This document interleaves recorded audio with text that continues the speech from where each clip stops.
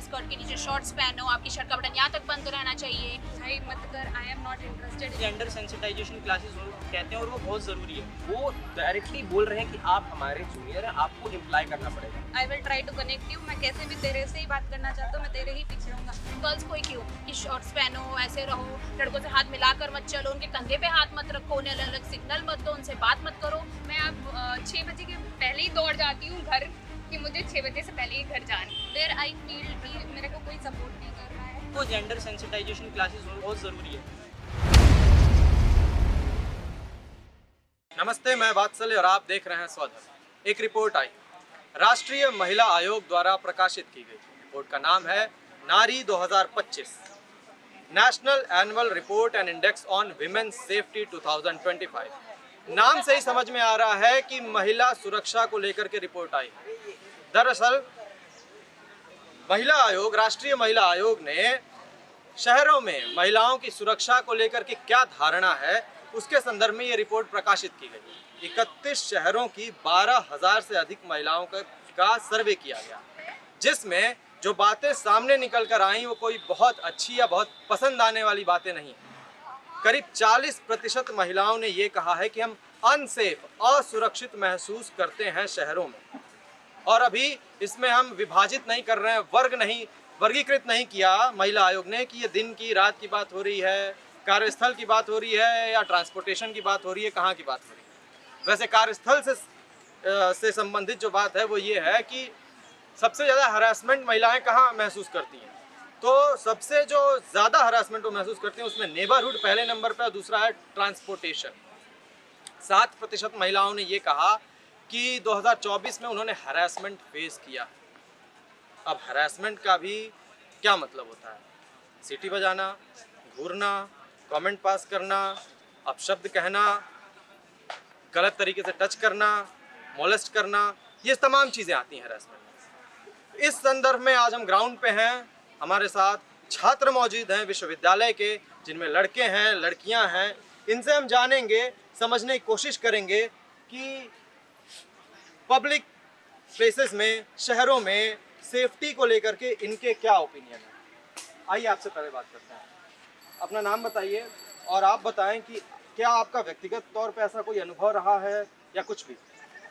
जी नमस्कार, मेरा नाम प्रज्ञा है और मैं बाबा साहब भीमराव अम्बेडकर यूनिवर्सिटी की स्टूडेंट हूँ। और अगर मेरे एक्सपीरियंस की बात किया जाए तो मैंने दूसरों के लिए भी देखा है और अपने लिए भी जो मैंने देखा है कि परसिस्टेंट गेज जो होता है वो बहुत ज़्यादा हमें इनसिक्योर या अनकंफर्टेबल फील कराता है। फिर चाहे वो मेट्रो हो या कोई भी छोटा या लोकल स्ट्रीट हो, कोई भी हो, तो छोटा या बड़े जगह से मुझे नहीं लगता कि मतलब है, क्योंकि दोनों ही जगह मैंने ये चीज़ फेस की। नज़रें परेशान करती हैं, आप देख रहे होते हो केवल, और देखना आप कंसीडर भी नहीं करते हो कि ये कुछ है भी, मैंने कुछ कर भी दिया, और सामने वाला असहज महसूस करने लगता है। हेलो, अपना नाम बताएं। मेरा नाम वंशिका चौबे है, मैं BBAU की एक स्टूडेंट हूँ। मेरा ये कहना है कि जैसे कि मैं दिल्ली में रहने वाली हूँ और दिल्ली में तो आप जानते ही हैं कि कोई भी लड़की जो है वो सेफ़ नहीं है। चाहे आप रात की बात करें या दिन की बात करें, वो सेफ़ नहीं है। जैसे अभी मेरी दोस्त ने बताया कि सिर्फ घूरने से भी तकलीफ़ होती है, लेकिन लोग क्या करते हैं, फ़ोन को भी एक तरह से मतलब उसका कैमरा ऑन करके वीडियो बनाते हैं, फ़ोटो क्लिक करते हैं और टच करने की कोशिश करते हैं। चाहे कोई सी भी जगह सीटी बजाना या गलत गलत कमेंट्स करना, इससे कोई फ़र्क नहीं पड़ता है कि आप सड़क पे चल रहे हैं या आप किसी के साथ भी चल रहे हैं, अपने भाई के साथ चल रहे हैं, किसी के भी साथ। उनका बस ये होता है कि अपना मनोरंजन, एक लड़की है उसको ऑब्जेक्टिफाई करना कि हाँ ये तो मेरी चीज़ है, मैं इस पर हक जता सकता हूँ और मैं इसे किसी भी तरीके के नाम से बुला सकता हूँ। मैं वो वर्ड्स यहाँ पर कहना नहीं चाहूँगी क्योंकि वो बोलते वक्त मुझे बहुत शर्म आएगी और आपको सुनते वक्त भी बहुत शर्म आएगी। लेकिन हाँ, आपने भी अपने आसपास महसूस करा होगा, अपने दोस्तों में भी महसूस करा होगा कि वो लड़कियों के लिए कितने गलत तरीके के शब्द यूज़ करते हैं। भले वो उसकी दोस्त हो या उसकी प्रेमिका हो, उसकी बीवी हो, उसकी बहन हो, उन्हें उससे कोई फ़र्क नहीं पड़ता। वो सिर्फ अलग अलग तरीके के वर्ड्स यूज़ करते हैं उनको लेके। तो सिर्फ मैं ये अगर ये जो भी इंसिडेंट्स आप बता रही हैं, हाँ, ये होते हैं, राइट, तो सामने अगर हुए हाँ, मेरे। तो या हो सकता है आपका इसमें पर्सनल एक्सपीरियंस हो या आपने होते हुए देखा हो। इसमें अगर हम बात करें कि एक्शन लेने की, कई तरह के एक्शन हो सकते हैं। सामने से हम प्रतिकार करें या फिर हम रिपोर्ट करें कहीं जा करके, उसको लेकर के जो विश्वसनीयता रहती है पूरे प्रोसेस की, या सामने वाले पे जो उसने किया उस पे उसके ऊपर कोई असर पड़े, कोई डर आए उसके अंदर, कोई खौफ आए, वैसा कुछ आपने कभी देखा है, कोई कुछ हुआ है? देखिए, डर तो नहीं आता है। एक लड़के का ये होता है कि अगर जब तक मेरे परिवार को या मेरी बहन को या मेरी माँ को कोई कुछ ना बोले तो उसे तब तक कोई फ़र्क नहीं पड़ेगा। ऐसा कभी नहीं होगा किसी को, हाँ वो ठीक है कुछ देर के लिए 24 घंटे के लिए शांत रहेगा किसी भी तरीके से कि हाँ चलो मैं नहीं कहता हूँ, उसके चेहरे पे शर्म होगी, लेकिन थोड़ी देर के बाद वो फिर से नॉर्मल हो जाएगा और इस तरीके की हरकतें करना स्टार्ट कर देगा।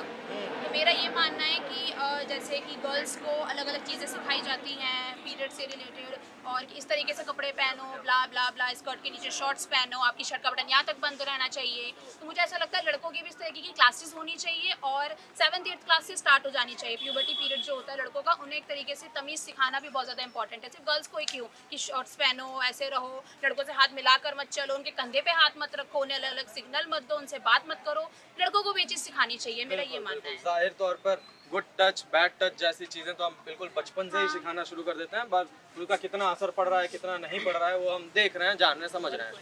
आगे आइए, आपसे बात करते हैं, अपना नाम बताएं।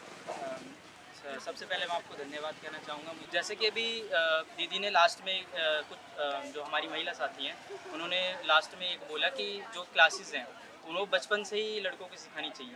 अच्छा, बीइंग अ स्टूडेंट, लड़के हो, बहुत सारी लड़कियां दोस्तें भी होंगी, घर परिवार में भी महिलाएं होती हैं, साथ होता है। बीइंग अ स्टूडेंट, कॉलेजेस में, यूनिवर्सिटीज़ में लड़के माहौल उड़ाते हैं, लड़कियां देखते हैं, कमेंट पास करते हैं, या आपस में जो ग्रुपबाजी होती है उसमें बातचीत होती है लड़कियों को लेकर के, उसमें कितना ज़्यादा जेंडर बायसनेस दिखती है? जी बहुत ज़्यादा दिखती है। जैसे कि आपने बोला कि एज अ मेल मैं क्या सोचता हूँ, एज अ मेल जो मेरा फ्रेंड सर्कल भी है वो कहीं ना कहीं अगर हम उस चीज़ को लेके अगर कॉन्शियस भी है उस चीज़ को लेके कि ऐसी बातें ना हो, तब भी कहीं ना कहीं जाके हमारे फ्रेंड सर्कल में वो सारी मिसोजिनिस्ट बातें हो जाती हैं। अगर इस चीज़ को लेके अगर हम लोग कॉन्शियस भी हैं, जैसे कि मैं ट्राई करता हूँ, कॉन्शियस रहता हूँ कि कभी भी मिसोजिनिस्ट चीज़ें ना बोलूँ या कभी भी वो चीज़ें ना करूँ कि मेरे आसपास जो लड़कियां हैं वो अनकम्फर्टेबल फील करें। क्योंकि जो रिपोर्ट आई है अभी, उस रिपोर्ट में जो बताया गया कि 40% महिलाएं अनसेफ फील करती हैं, वो जो माहौल है वो मेल ने बनाया हुआ है कि अनसेफ फील करिए। तो कहीं ना कहीं ये हमारी मेल एज अ मेल ये हमारी जिम्मेदारी है कि उस इन्वायरमेंट को हम सेफ भी फील करवाएं। तो ये दो चीज़ें हैं। और जो दीदी ने लास्ट में भी बोला कि जो क्लासेस होनी चाहिए कि लड़कियां हमारे आसपास सेफ कैसे फील करें, उसी को बस मैं एक नाम देना चाहूँगा, जेंडर सेंसिटाइजेशन क्लासेस। उसी को जेंडर सेंसिटाइजेशन क्लासेस कहते हैं और वो बहुत ज़रूरी है। वो यूनिवर्सिटीज़ में, वर्क स्पेसिस में और स्कूलों में ज़रूर से ज़रूर होनी चाहिए, ताकि वो चीज़ें हो ही ना। जैसे आपने एक सवाल ये भी पूछा था कि क्या करना चाहिए उस समय पे जब कोई कॉन्स्टेंटली देख रहा हो। एक तो ये है कि उस समय देख रहा है, उस समय एक एक्शन लेना है, वो ज़रूरी है, पर उसके बाद वो चीज़ ख़त्म नहीं हुई। बिल्कुल सही बात। लार्जर पर्सपेक्टिव में बात क्या निकल के आ रही? एक तो बात हो गई शॉर्ट में बिल्कुल जेंडर सेंसिटाइजेशन क्लासेस की। और जो आपने बोला कि इससे इस तरह के केसेस को कैसे हैंडल करना चाहिए, इस तरह के केसेस को हम एक तरीका है जिसको हैंडल कर सकते हैं, खास करके यूनिवर्सिटीज़ और वर्क स्पेसिस में एक कमेटी गठन करके, एक रेडिकल कमेटी गठन करके, जिसको हम GS कैश कहते हैं, gender sensitisation committee for against sexual harassment. ये केसेस होती है जिसमें एक NGO का मेंबर होता है, एक प्रोफेसर होते हैं, टोटल 10 मेंबर होते हैं, स्टूडेंट्स भी होते हैं इसमें, इलेक्टेड स्टूडेंट्स। इससे केसेस कम हो जाते हैं कई सारे। राइट, अपना नाम बताएं। जी नमस्कार, मेरा नाम अंकिता शर्मा है। मैं BBKU की छात्रा हूँ एजुकेशन डिपार्टमेंट से। अंकिता शर्मा नाम बता। राइट अंकिता, जब महिलाओं, इस सर्वे के दौरान महिलाओं से ये जाना गया कि एक्शन क्या क्या ले पाती हैं, 28% महिलाएं ऐसी निकली जिन्होंने फेस किया हरासर को, कन्फ्रंट किया। 25% ऐसी निकली जिन्होंने ये कह दिया कि we will not take any action, हम शांत रहेंगे, हम घर जाएंगे। 20% महिलाओं ने रिपोर्ट किया। ठीक है, ये इस पूरी चीज़ को आप कैसे देखते हैं? I would like to share my past experience. I also faced such situation where I feel कि मेरे को कोई support नहीं कर रहा है. There was a person who was following me from last 2 to 3 years. I said to him कि भाई मत कर, I am not interested in you. थोड़ा सा ये वो मतलब कि मेरे तरफ से उसके लिए बिल्कुल ना था. But he was kept trying कि नहीं, I will try to connect you, मैं कैसे भी तेरे से ही बात करना चाहता हूँ, मैं तेरे ही पीछे रहूँगा. तो इसकी रिपोर्ट मैंने 10-90 पे करी उन्होंने उस इंसान को 2 से 3 बार कॉल किया बट उन्होंने कोई मेजर एक्शन नहीं लिया वेयर आई फील। तो फिर मेरी फैमिली भी एक तरह से they were not ready to accept कि हाँ कोई केस थोड़ा सा मामला है, थोड़ा शांत रहना चाहिए, बाहर बात उछलेगी, सोसाइटी क्या सोचेगी तुम्हारे लिए, ये वो कह के। तो मैंने वहाँ पे अपने आप को बहुत फील किया कि हम बीइंग एम्पावर्ड, हमारे पास इतने सारे ऑप्शंस है कि हम किसी को भी रीच आउट कर सकते हैं, बट नहीं हो रहा था उस टाइम पे। हम हेल्पलेस हो रखे थे, हम किसी को भी कांटेक्ट नहीं कर सकते, हम अपनी फीलिंग्स को कन्वे करने के लिए हमारे पास प्रॉपर वर्ड नहीं है, हम अपनी ही बातों को किसी से नहीं शेयर कर पा रहे हैं। ये समस्या होती है और मेरे ख्याल से लगभग हर महिला जो यहाँ मौजूद है, हर छात्रा जो यहाँ मौजूद है, उसने ये एक्सपीरियंस किया होगा कि क्या कोई मेरी बात सुनेगा। हम महिला सशक्तिकरण की बात करते हैं, हम महिला को देवी बना के बैठते हैं और हमारी महिलाएं अपने घर में इतनी कॉन्फिडेंट नहीं है कि हमारी बात मेरे माँ बाप, मेरा भाई सुनने वाला है। बाहर की दुनिया छोड़ दीजिए, ये स्थिति है और बहुत घटिया, बहुत खराब कंडीशन है ये। किस तरीके का परिवार बना कर रखा हुआ है हमने, समाज की तो बात ही नहीं करेंगे हम, परिवार के स्तर पे आ जाइए, इंडिविजुअल के स्तर पे आ जाइए। जब एक लड़की ऐसे केसेस फेस कर रही है और वो कहीं जा नहीं सकती, किसी से बात नहीं कर सकती, किसके पास जाएगी? प्रशासन के पास गई, प्रशासन ने एक्शन नहीं लिया, घर कह रहा है कि निपटा देंगे बात, निपटा देंगे, आत्मविश्वास टूट जाता है, रीढ़ की हड्डी खत्म हो जाती है। नपुंसक समाज है ऐसा। हम आगे और लोगों से बात करेंगे। हाँ जी, बताएं। जी, मेरा नाम सबा नसीम है, मैं भी BBAU की छात्र हूँ।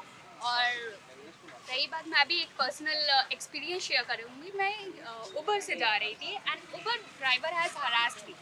वो ज़बरदस्ती लॉन्ग रूट पे ले गया मुझे और फिर मैंने कहा नहीं भैया आप रोक दीजिए, मुझे नहीं जाना है यहाँ से। उसने उतारा and he started saying a wrong word कि भैया तुम महिला, आई विल नॉट से दिस। देन रास्ते में उतार दिया, रास्ते में उतार, वो भी गलत रास्ते पे ले जाकर। यस। फिर मैंने दूसरी उबर की and I started calling for everyone, no one can come there, कोई भी नहीं आया वहाँ पे। इवेंचुअली मेरे भाई ने जल्दी से उबर की हुई थी तो आए फास्ट। फिर मैं घर तक ही आई तो व्हाट आई सी कि वो उबर वाला मेरे पीछे पड़ा हुआ है, मतलब कि मेरे घर तक ही उसने फॉलो किया। फिर मैंने अपने घर पे बताया, स्टिल देयर वाज, मम्मी बच के रहो, 2-4 दिन कॉलेज मत जाना। That was my situation at home. Mummy भी नहीं समझ रही हैं एंड मैंने फिर गई मैं पुलिस थाने, रिपोर्ट किया मैंने। There was no action by the police. No action by the police. No action. It was just say कि FIR कर दो, मैं देख लूँगा। मैं 3-4 बार दौड़ी हूँ कि हाँ ये हुआ है मेरे पास उबर का ये है, but I feel no safe. मैं अब 6 बजे के पहले ही दौड़ जाती हूँ घर कि मुझे 6 बजे से पहले ही घर जाना है। मैं यहाँ इवेंचुअली पहले लाइब्रेरी पढ़ती थी 6 बजे तक के। यूनिवर्सिटी में आप कितनी देर तक रहती हैं? मैं यूनिवर्सिटी में अब पहले 6 बजे तक रहती थी, अब बट मैं 3 बजे भाग जाती हूँ कि आई एम नॉट सेफ। यहाँ से घर जाने में कितना समय लगता है? अप्रॉक्स मुझे 45 मिनट्स लगते हैं। कितने बजे आप यूनिवर्सिटी आती हैं? मैं कैलकुलेट मैं 10-15 तक आ जाती हूँ। 10 बजे सुबह यूनिवर्सिटी पहुँचती है छात्रा, 3 बजे निकल जाती है, 6 बजे के अंदर अंदर घर आना होता है। किसी भी व्यक्ति के जीवन में एक महत्वपूर्ण कार्य होता है, अगर इनके लिए महत्वपूर्ण कार्य है इनकी पढ़ाई, इनकी शिक्षा, तो उसके अलावा भी छोटे छोटे इतने मुद्दे होते हैं, छोटे छोटे इतने काम होते हैं कि इंसान 7, 8, 9 बजे से पहले घर नहीं पहुंच सकता है। इतनी रेस्ट्रिक्शंस हैं। और ये तो डे स्कॉलर हैं।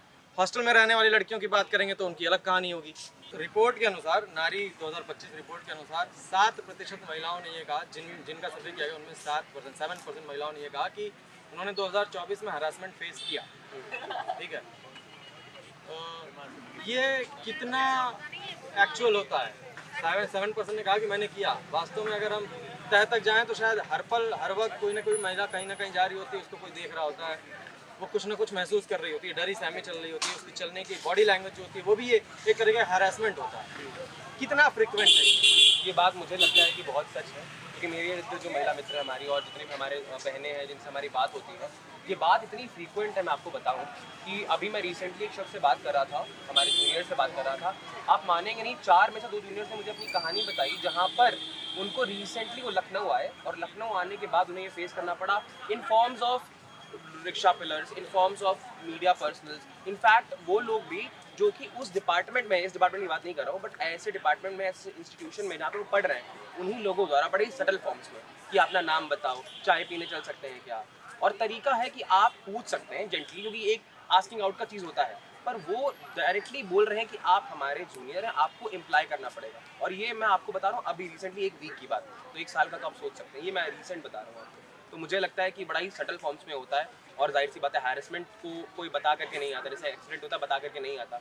You can never be prepared about an harassment, कि होने वाला है, हम तैयार रहेंगे। ये ऐसी बात है कि आपने बोला क्या कि हाँ चाय पीने चलना है और चलना पड़ेगा क्योंकि तुम जूनियर, ये हाँ। वैसी बात है। मेरी गाय है, मैंने पगार डाल दिया है, ये बात सच है। अब मैं ही दूध दूंगा, है ना। ये बिल्कुल ये सच बात है। ये मामला है। हाँ। और लोगों से हम बात करते हैं, आगे आ जाइए। हाँ, नाम बताइए। मेरा नाम श्रुति है और मैं दीदी की छात्र हूँ। पहले से ही डरी हुई लग रही है। मैंने वो उस बात को सोच के पहले से डरी। बताइए क्या बताना। ये बात है पिछले 2 महीने बाद की बात है, जब मेरा एग्ज़ाम चल रहा था और मैं साइकिल से आ रही थी। एक युवा ने मतलब मेरी बार बार साइकिल का चक्कर लगा रहा था और कुछ गलत बोल रहा था। जब ही मैं आई, मैं अपने दोस्तों को बताई, पहले तो मैं बहुत रोई इस बात को लेकर कि उसने कैसे बोल दिया जबकि मैं हूँ नहीं, वैसे। फिर मैं अपनी मम्मी को बताई तो उन्होंने बोला कि यार तुम नहीं होती, तुम क्यों उतना सोच रही हो। और जब मैंने ये रिलेटिव्स जब ये जाने तो वो बोल रहे हैं कि तुम ठीक से कपड़े नहीं पहनी थी, तुमने ये नहीं किया था, जबकि मैंने अपने पूरे मुंह ढके हुए थे। वो बोल रहे हैं कि वो तुम्हारा पहले से पीछा कर रहा होगा क्योंकि वो तुम्हारे तुम्हारे फ्रेंड सर्कल ज़्यादा है, तुम उनके साथ ज़्यादा घुल मिल गई हो, कहीं वो तुम्हारे फ्रेंड्स ही नहीं कर रहे हैं। जबकि उनसे अच्छे मेरे दोस्त हैं अभी तक के, जो उन्होंने बताया कि नहीं ऐसा है तो अपनी मम्मी को मतलब बताओ। कुल मिलाकर के समर्थन कहीं नहीं मिला, बात सुनने वाला कोई नहीं मिला और मुझ पे ही बोल रहे हैं कि कैरेक्टर पे तुम्हारे कुछ देखे होंगे तभी कुछ बोले होंगे, वो तुम्हारा पीछा किया होगा ऐसे वैसे, मतलब बहुत कुछ बोला। एक तरफ हम कहते हैं कि महिला जो है वो परिवार की धुरी होती है, परिवार चलाती है वो, और दूसरी तरफ उसका आत्मविश्वास पूरा खत्म कर दो, तोड़ दो। जब महिला की घर की रीढ़ की ही आत्मविश्वास खत्म कर देंगे तो वो परिवार कैसा होगा, नाजुक होगा, कमज़ोर होगा। कोई डाउट नहीं है कि 1000 साल तक हम क्यों परतंत्र रहे और अभी हम आज़ाद हैं कि नहीं हैं, इसकी कोई हमें निश्चित गारंटी नहीं है कि हम कितने आज़ाद हैं और कितने गुलाम हम बने हुए हैं अपनी मान्यताओं के, अपनी धारणाओं के। और इसीलिए बाबा लोग खुले घूमते हैं और ये कमेंटबाजी करते हैं कि महिलाएं जा जाकर चार जगह मुंह मारती हैं, 13 साल की उम्र में शादी कर दो, तो फिर ऐसे नपुंसक औलादे भी पैदा होंगी। और आप में से कौन आगे आना चाहेगा? अरे हाँ जी, मेरा नाम अमन गौतम है। मैं अपने ही गांव की एक लड़की की कहानी सुनाना चाहूँगा। मेरे गांव में एक लड़की और उसकी माँ रहती थी। हुआ क्या कि उसकी माँ की तबीयत ख़राब हुई और उसके पास कुछ अच्छी खासी प्रॉपर्टी थी। माँ की तबीयत ख़राब हुई और वो ख़त्म हो गई, केवल वो लड़की रह गई। उसके जो और रिलेटिव थे उन लोगों ने उनका जितना पैसा था, प्रॉपर्टी थी, बैंक से पैसा वैसा निकलवा के किसी तरह सारा पैसा उसका ले लिया। अब वो केवल लड़की रह गई है और लड़की की हालत ऐसी है कि वो एक हिसाब से मानसिक तौर पर वो गिर चुकी है और वो पागल हो चुकी है। वो दिन भर ऐसे ही घूमती रहती है, कहीं कपड़ा फटा है, कहीं बाल कभी अपने हाथ से काट लेती है, कहीं गंदे कपड़े, कहीं कीचड़ में गिरी हुई। वो 2-2.5 साल से ऐसी ही उसकी हालत है। वो पूरे गांव में घूमती है, कहीं 5 किलोमीटर 10 किलोमीटर ऐसे पैदल निकल जाती है, उस पर कोई ध्यान देने वाला नहीं। और होता क्या है कि कई बार तो सुनने में आता है कि किसी ने उसके साथ कुछ गलत करने की भी कोशिश की, ऐसी समस्या है। और समाज इसलिए नहीं बोलता है। और लोगों से मैंने पूछा कि इसको किसी पागल खाने या कहीं पर जहाँ पर इसका इलाज हो सकता है वहाँ पर इसको भेजा जाना चाहिए, तो लोगों ने कहा कौन भेजे। सही बात है। हम अपने घर की महिलाओं की रक्षा तो कर नहीं पाते हैं, हम उनको बोलते हैं चुप हो जाओ, मामला निपटा लो। यहाँ जो लड़की अकेली है उसकी हम क्यों रक्षा की जिम्मेदारी है, हमारा क्या लेना देना, हम तो नपुंसक बैठे हैं। ये बात है। आइए हम अपने अंतिम दोस्त को आज बुलाते हैं, बताइए। मेरा नाम अभिश्रुत वर्मा है और मैं अपने घर का एक वाक्य बताना चाहूँगा। मेरी मौसेरी बहन, उनकी शादी हुई थी, उनकी अब 2 बच्चियाँ भी हो गई और शादी के कम से कम 8 या 10 साल हुए होंगे। और ये वाक्य इतना, मतलब मैं क्या बोलूँ अब, मतलब पुरुष प्रधान देश है ये, कितना बताता है ये। उनका पति उन पर रोज़ प्रताड़ित करता है, उनको मारता है, पीटता है, बच्चियों को बहुत बुरा मारता है। एक बार तो उसने हाथ जला दिया था एक बच्ची का, उसने उससे पलट के जवाब दे दिया था। लेकिन जब ये बात उनके घर पे पता चली और मेरे भी घर पे पता चली, तो 2 दिन का जोश था कि अब डिवोर्स करते हैं, कुछ नहीं करते, अब छुड़वा देंगे, बच्चियों को है ना फ्यूचर देखना है। लेकिन 2 दिन बाद यही बात उनके माँ बाप ने और मेरे घर वालों ने भी यही कहा कि अब एडजस्ट कर लो, सेटल कर लो, एडजस्ट कर लो, अब तुम कुछ कर नहीं सकती हो। और वो पढ़ी लिखी टीचर हैं, तब भी उनका कोई साथ नहीं दे रहा है यहाँ पे। उनको बस यही बताया जा रहा है कि अब सेटल कर लो, शादी कर ली है तुमने, अब तुम्हारा वही घर है, हमारे यहाँ मत आओ, यही कहा जाता है। और यही नपुंसकता है कि मतलब हम लोग किसी का सपोर्ट नहीं कर सकते। एक बार लड़की हमारे घर से गई तो अब हमारी वो नहीं है रिस्पॉन्सिबिलिटी उसकी, वो अपना देखे जाए, चाहे मर जाए, चाहे बच्चियों को कुछ भी हो जाए। लेकिन मतलब यही बात ये एक कारण ये भी है कि क्यों शादियां हमारे संस्कृति में इतनी महत्वपूर्ण है, इतनी लैविश शादियां जो हम करते हैं, 50-50 लाख करोड़ की शादियां करते हैं, दहेज देते हैं, गहने, खाना पीना, नाच गाना, बेहोशी, मात्र बेहोशी। ये सेलिब्रेशन है कि हमारी जिम्मेदारी निपट गई है, अब इसके साथ जो होगा वहाँ होगा, हमने किसी तरह इसके शरीर को बचा लिया, बस इतना है और कुछ नहीं। नारी 2025 रिपोर्ट को लेकर के जो जानकारी थी वो मैं आपके सामने लेकर आया। आज हम यहाँ छात्रों से बात करने आए, लड़कियों से बात की, लड़कों से बात की, महिला सुरक्षा को लेकर के उनका क्या ओपिनियन है, क्या एक्सपीरियंस रहे हैं उनके, क्या फेस किया उन्होंने, तमाम केस स्टडीज़, तमाम एग्जाम्पल्स हमें मिले। हमारा वो देश है जो ऊंचा से ऊंचा दर्शन लेकर आता है, हमारा वो देश है जो लिंग, वर्ण आदि सभी भेदों को खत्म करके चेतना के स्तर पे बात करता है, आत्मा के स्तर पे बात करता है। अद्वैत वेदांत जैसा उच्चतम दर्शन हमें मिला हुआ है। और दूसरी तरफ आज की वर्तमान स्थिति है, ये वही देश है जिसमें हर महिला अगर ऐसा महसूस करती है तो ख़त्म होते जा रहे हैं हम, बर्बाद होते जा रहे हैं। हमें पुनर्विचार करने की ज़रूरत है, अवलोकन करने की ज़रूरत है कि हम अपने आप से क्या चाहते हैं। धन्यवाद।